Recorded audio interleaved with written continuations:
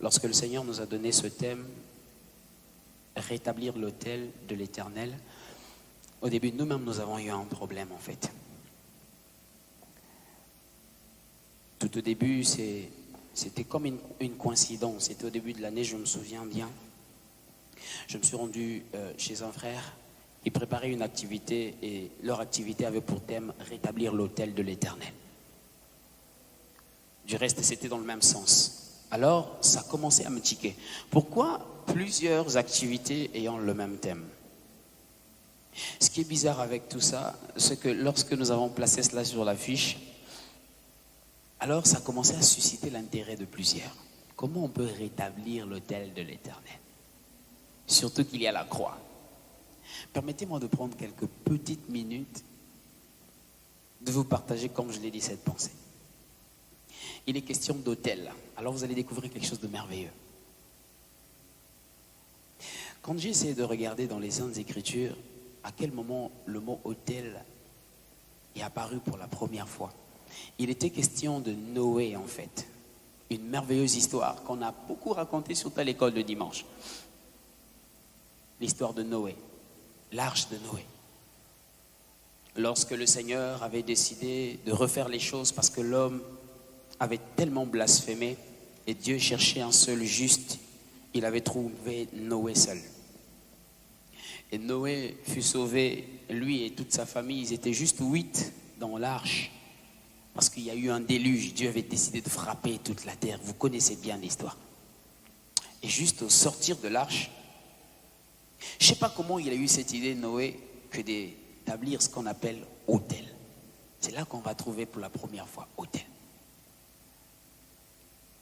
J'aime beaucoup l'impact et c'est ça qui m'a poussé à chercher à découvrir c'est quoi l'autel.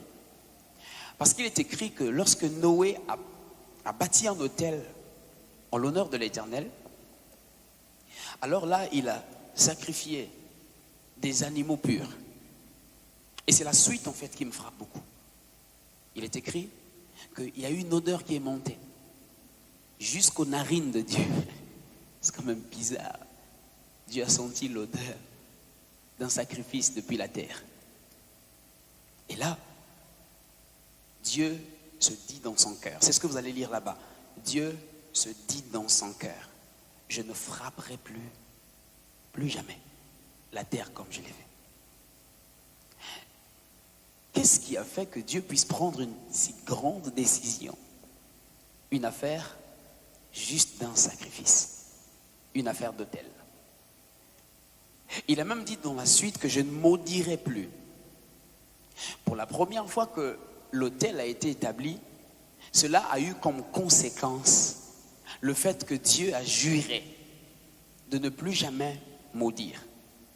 Autrement dit, cette affaire d'autel est venue pour la première fois résoudre un problème, le problème de la malédiction. La malédiction. Et pourtant, dans la suite des temps, quoique chaque fois qu'on a lu le mot autel dans la Bible, c'était toujours l'autel de l'Éternel, l'autel de l'Éternel, jusqu'à ce qu'on vienne découvrir quelqu'un d'autre à qui appartenait l'autel. C'est-à-dire l'autel, cette fois-ci, n'est plus simplement l'autel de l'Éternel. On parle désormais de l'autel de Baal, l'autel d'autres divinités. Chose bizarre. Nous parlons ici de rétablir l'autel de l'Éternel. C'est juste une petite exhortation de quelques minutes. Jusqu'à ce qu'on arrive au jour de Élie. Vous connaissez bien l'histoire. Il était devant les prophètes de Baal. Dont un roi. C'est un roi combien déjà? Je suis en train de vouloir savoir s'il y avait des gens ici dans cette salle. Ah, un roi 18, voilà. Et là-bas, j'ai lu quelque part Élie qui s'était placé en confrontation avec les prophètes de Baal. Ah, Élie, qu'est-ce qui se passe? Est-ce que ce n'est pas de l'orgueil que d'aller confronter les prophètes de Baal? Ce qui me fait très mal dans cette histoire, c'est le verset 21 de ce chapitre que vous avez cité, 1 Roi 18. C'est que là, la Bible dit, Élie a rassemblé le peuple et les prophètes de Baal. J'aimerais vous épargner des détails de qu'est-ce qui s'est passé. Vous allez juste voir plus clair en parlant. Élie dit, écoutez, vous, peuple de l'Éternel, cessez de clocher de tous côtés. Si c'est l'Éternel qui est Dieu, donc comprenez déjà que c'était une affaire de divinité. Si c'est l'Éternel qui est Dieu, allez auprès de l'Éternel et servez-le. Si c'est Baal qui est Dieu, mais servez Baal. Cette phrase veut dire que le peuple était à la fois en train de servir Baal et l'Éternel. Ça veut dire qu'il y a eu confusion, il y a eu un mélange. Mais ce qui m'étonne le plus, lorsque Élie a dit, si c'est l'Éternel qui est Dieu, si c'est Baal qui est Dieu, choisissez. Soyez à un côté, ne mélangez pas. La Bible dit par la suite, la dernière phrase qui est là, le peuple ne dit rien. C'est-à-dire, il n'y avait rien à dire. C'est comme s'il ne comprenait pas, c'est comme s'il y avait quelque chose de bizarre qui était rentré dans le peuple. Alors Élie cesse de regarder au peuple, il vient donc parler au prophète de Baal. On parle de prophète de Baal. Prophète de Baal. C'est comme si cette histoire d'autel est beaucoup liée au prophète. Hein? Ok. Prophète de Baal.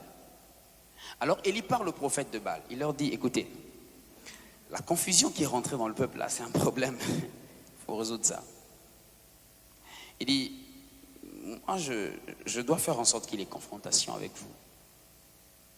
Quelqu'un dit, lorsqu'il y a de plus en plus de confusion de Dieu, pour que le peuple revienne, il faut qu'il y ait une confrontation.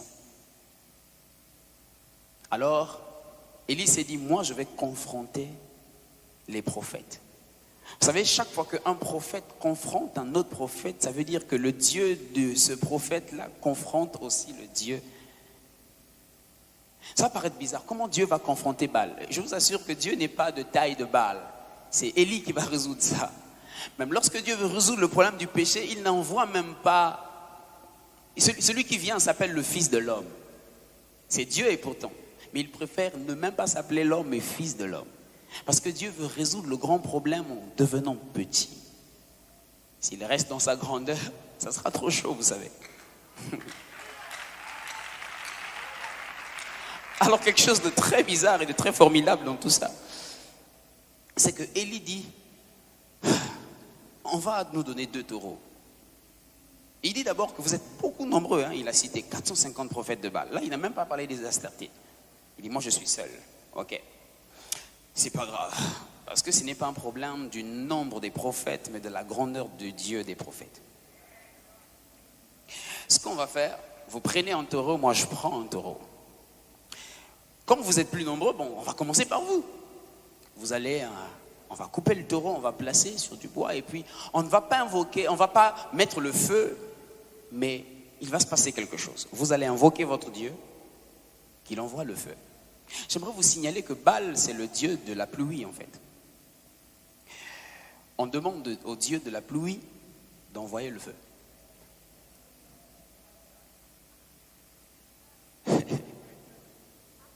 Élie, tu es quand même bizarre. Est-ce qu'il pourra? J'aimerais vous signifier que tout avant, Élie avait déjà bloqué la pluie.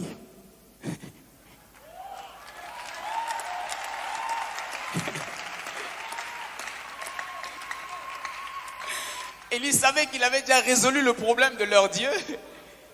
Quand il leur dit invoquez, vous allez voir, il sait que j'ai déjà résolu le problème de votre Dieu. J'avais bloqué la pluie, quoi que vous fassiez, ça ne va pas marcher. Vous savez, ils ont commencé à invoquer leur Dieu. Ils ont invoqué. À un moment donné, ils commençaient même à se moquer d'eux. C'est ce qui est écrit dans la Bible. Bizarre, ça n'a pas marché. Et lorsque c'était l'offrande du soir, donc l'offrande du soir, à l'heure de l'offrande du soir, vous savez, l'offrande du soir, c'est prophétiquement, c'est Christ, quoi, c'est Jésus. Alors, Élie a pris le taureau. La Bible dit que quand il a pris le taureau, il a d'abord fait une chose. Il a d'abord commencé par rétablir l'autel de l'Éternel. S'il a parlé de rétablir l'autel, ça veut dire que cet autel avait connu un problème. Ça veut dire qu'on avait détruit l'autel. Il a rétabli d'abord l'autel. Et puis vous savez ce qu'il a fait? Il a pris 12 pierres d'Israël, il a mis ensemble. Il a mis 12 pierres d'Israël ensemble. Ça veut dire qu'il a rassemblé le peuple. Cette affaire d'autel de l'Éternel n'a sa valeur en rassemblant le peuple. il a pour but d'avoir un seul peuple. Il a pour but que le peuple puisse marcher dans l'amour. Sinon, on ne pourra pas. Lorsqu'il a fait cela, il n'a pas fait beaucoup de prières en fait. Il a juste dit que l'on sache aujourd'hui que l'Éternel est Dieu. Puisque dans ce qu'il était en train de dire, il avait dit, en tout cas on va remettre le problème des dieux à zéro, parce que le peuple est dans la confusion, on ne sait plus savoir qui est vraiment Dieu. À ce moment-là, laissant plus personne n'est Dieu, vous invoquez celui qui répondra par le feu, c'est lui qui sera Dieu. Vous savez, ça m'intrigue un peu. Est-ce que Élie, en disant cela, il n'est pas en train de dénigrer Dieu, l'Éternel? Non. Il sait que lorsqu'il y a confusion, mettons les choses, le compte à rebours à zéro. Dieu va se révéler. Et ce qui est très fort avec ça, c'est qu'il a dit au peuple, vous invoquez le nom de votre Dieu, moi j'invoquerai le nom de l'Éternel. Ça m'a quand même paru bizarre. Il va invoquer non pas l'Éternel, mais le nom de l'Éternel. Vous savez, j'ai cherché jusqu'à où Élie a invoqué le nom de l'Éternel. Il n'a jamais invoqué le nom de l'Éternel. Il a invoqué l'Éternel. Vous savez pourquoi? Parce que jusque-là, le nom de l'Éternel n'avait pas encore été révélé en fait. Parce qu'il y en a un seul qui a révélé le nom de l'Éternel. C'est celui qui est venu dire après, je leur ai fait connaître ton nom.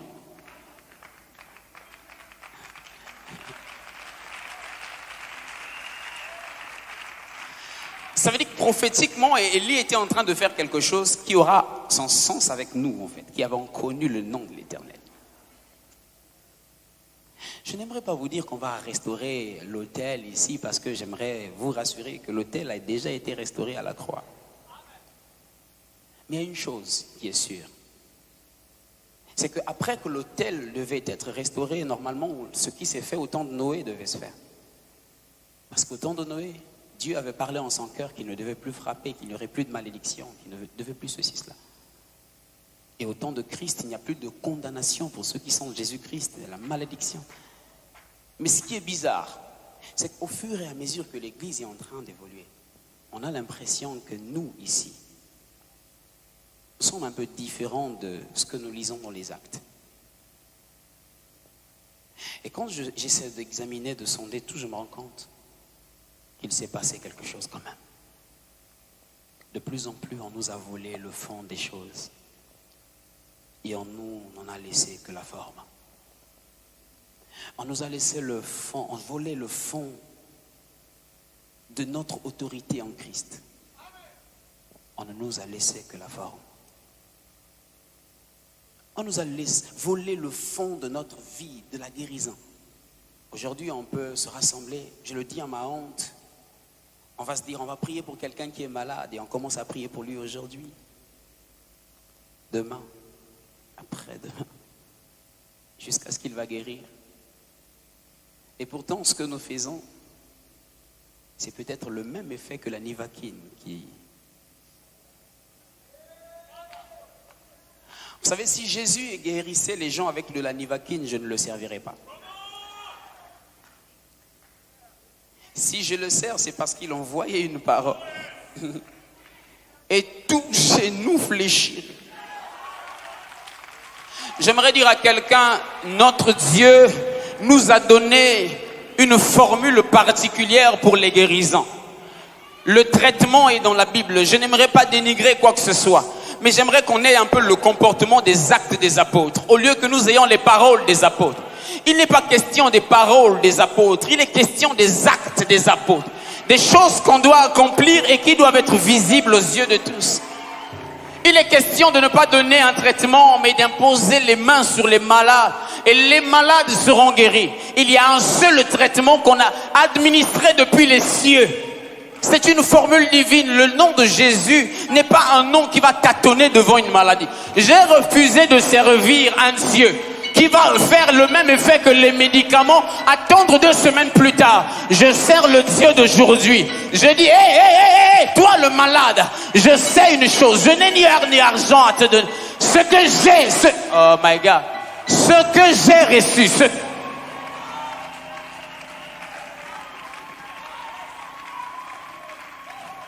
Il est temps que les 38 ans soient annulés.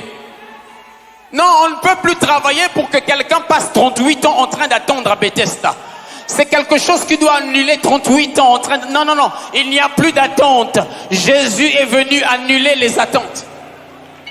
Oh, j'ai lu, crois au Seigneur, tu seras sauvé.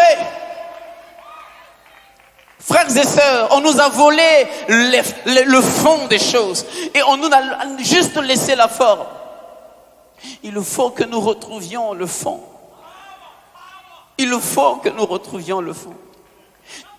Chaque chrétien a une puissance. La Bible déclare à ceux qui l'ont reçu, il a donné l'exousia de devenir enfant de Dieu. Le mot traduit par exousia veut dire autorité au-dessus de. Nous avons une autorité que vous n'imaginez pas. C'est le centenier qui a su le dire. Il a dit, moi j'ai des gens qui sont soumis. Et moi aussi je suis soumis. C'est-à-dire lorsque je dis à un va, il s'en va. Toi, si tu dis une parole. Mais puisqu'il était en train de parler d'autorité, ça veut dire qu'il est en train de dire, Jésus, toi aussi tu as une autorité au-dessus d'eux. Tu ne vas pas négocier. Lorsque tu vas parler à la maladie, tu es le grade le plus élevé. Tu es le chef de l'armée de l'Éternel. La maladie va t'obéir comme dans l'armée. Ça se passe comme dans l'armée. Il n'y a pas de négociation. Maladie, va. Il se soumet, il dit à vos ordres. Et ça, c'est ce qu'il nous a donné à nous, bien-aimés. Nous ne voulons pas de la forme de ces choses. Nous voulons récupérer le fond qui nous a été volé. Lorsque j'étais en train de parler de rétablir l'autel, je n'étais pas en train de parler de rétablir la croix. Elle existe. Mais de revoir et de retrouver ce qui est de la croix, ce que Dieu nous a donné, ce que le Christ nous a donné. Ça, c'est à nous, c'est à nous, c'est à nous, c'est à nous, bien-aimés. Lorsqu'il est parti, c'est nous qui l'a laissé.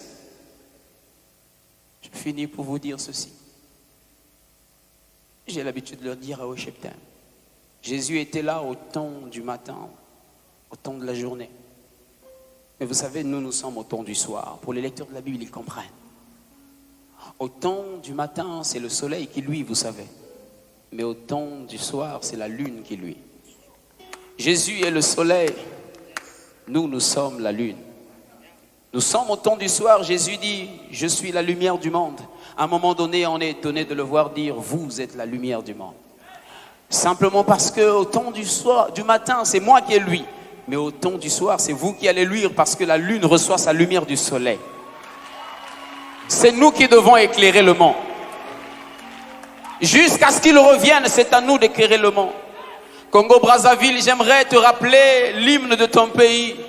Prophétique qu'il est. Parce que j'ai vu nos papas prier pour ce pays.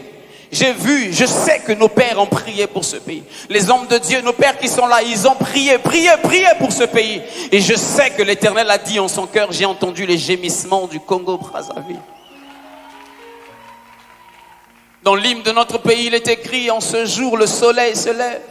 J'aimerais dire à quelqu'un, dans ma Bible, il est écrit que Jésus est le soleil levant. Je sais que cet hymne était prophétique.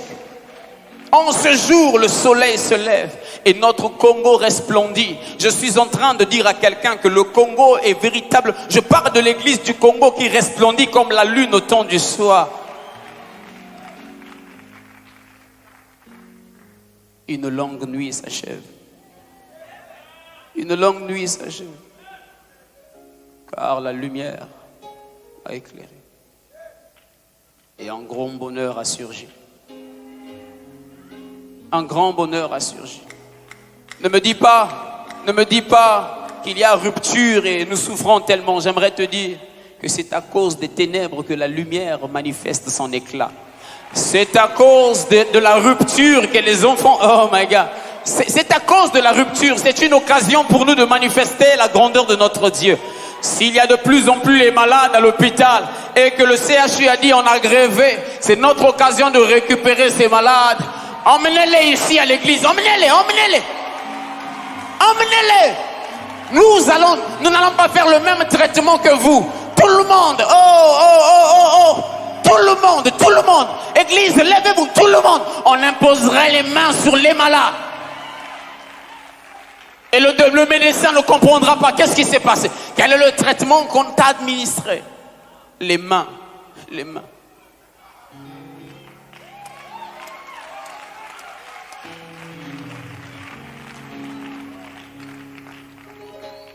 Notre Jésus est si merveilleux, vous savez. Je ne sais pas s'il y a quelqu'un qui n'a pas encore reçu Jésus comme Seigneur et Sauveur dans cette salle. Mais j'aimerais te dire, tu es en train de rater des choses. Le monde est en train de te montrer des choses pour te pervertir afin que tu ne découvres pas que tu es capable, toi, d'éclairer la lumière au lieu de chercher la lumière pour être éclairé. Oh, cessons de vouloir être éclairés. Nous pouvons éclairer. Nous.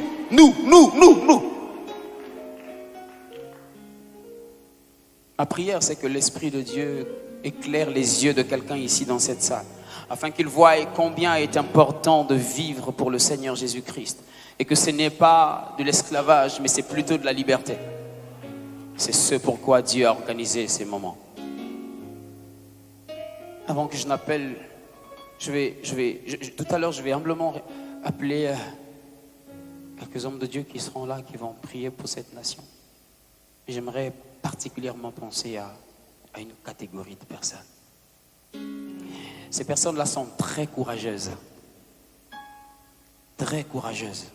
Ce sont des personnes, alors que nous sommes en train de parler là, leur cœur est en train de brûler pour dire, moi j'aimerais servir le Seigneur. Je ne parle pas de cette race de personnes qui ont dit un jour, j'abandonne le péché pour suivre Dieu et que le péché ne les a pas abandonnés. Je parle de la race qui se dit désormais, pas besoin de lever simplement mes mains, mais à prendre un engagement assez sincère. Ils sont très courageux. Ils savent que sa vie n'est pas comme celle de Christ. J'aimerais t'appeler courageusement. Alors que ton cœur est en train de brûler, tu peux te lever là où tu es. La honte va te dire, ne te lève pas, tu es déjà enfant de Dieu. Je ne parle pas de ceux qui vont à l'église, mais je parle de ceux qui même allant à l'église, car pour moi les véritables païens sont ceux qui dans l'église ne vivent pas comme Christ.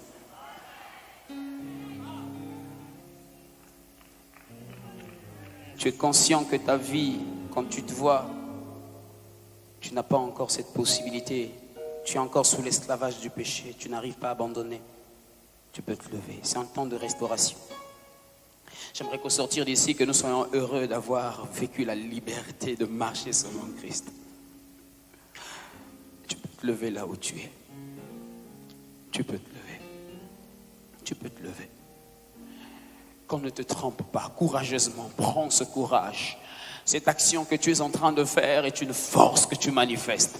Tu es en train de prendre la meilleure décision de ta vie. Est-ce qu'on peut acclamer le Seigneur pour ces hommes et ces femmes qui se lèvent, qui sont en train de dire non. Non. Est-ce que très humblement, je peux vous demander de vous approcher ici? Je vous en prie, n'ayez pas peur ni honte. Yes. Jésus le fait pour vous. Il n'y a pas meilleur que vous ce soir. Il n'y a pas meilleur engagement que ceci.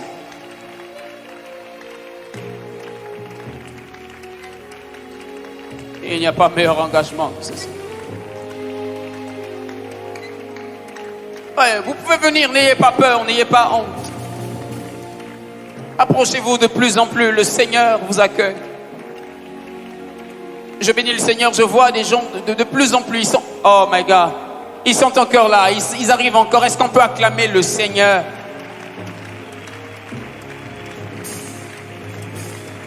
Que vaut la location de cette salle au prix du sang de l'agneau payé pour toutes ces âmes? Je serai fier de donner encore et encore, prendre cette salle afin que des âmes viennent au Seigneur. J'aimerais dire à quelqu'un, le ciel est en train de se réjouir de plus en plus. Oh, oh, yes. Alors que le service d'accueil fait ce travail, est-ce qu'on peut m'aider à dire ensemble? Si vous connaissez cela, vous pouvez le dire. Oui, prends tout Seigneur, ensemble. Oui.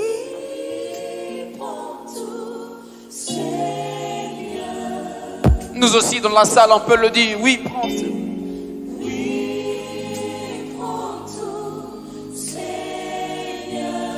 Entre tes mains, j'abandonne de tout cœur. Entre tes mains, j'abandonne tout. Ouais. Croyez-moi, il peut se passer quelque chose de puissant. Dis oui, prends tout, Seigneur.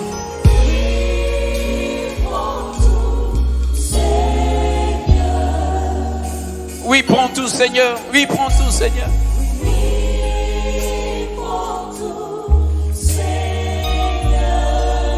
Entre tes mains, j'abandonne.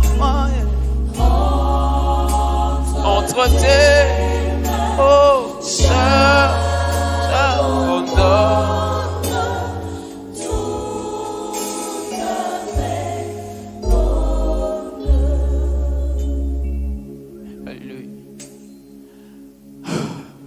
Je sais que là où tu es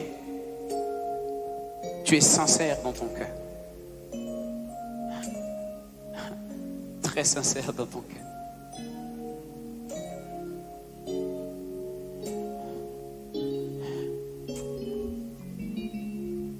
Donc, là, s'il te plaît.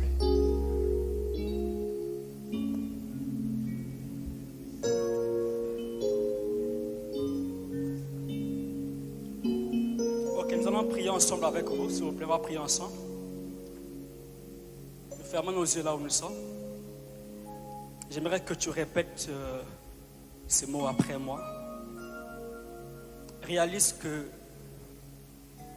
c'est un engagement que tu prends devant le Seigneur de tout ton cœur. La Bible déclare si tu crois de tout ton cœur et que tu confesses le Seigneur Jésus, tu seras sauvé. Alors tu vas répéter ces paroles après moi.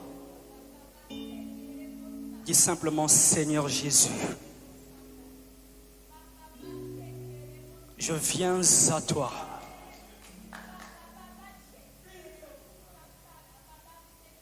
Merci pour la croix.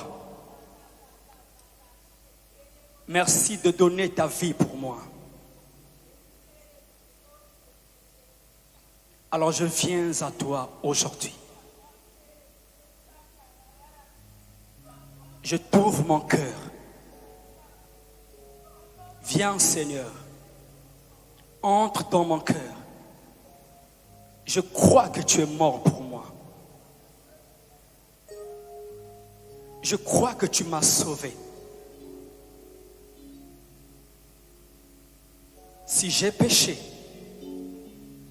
pardonne-moi. Efface tous mes péchés. À partir d'aujourd'hui, j'aimerais prendre un engagement de marcher avec toi. Et je le fais de tout mon cœur. Afin que le monde sache que je t'appartiens pour toujours. Au nom de Jésus. Amen. Père, j'aimerais prier pour eux. Que ta grâce, ta puissance, ton onction, ton sceau soit sur ce peuple. Et que les merveilles de Dieu, les bontés impérissables du Seigneur, les accompagnent chaque jour de leur vie.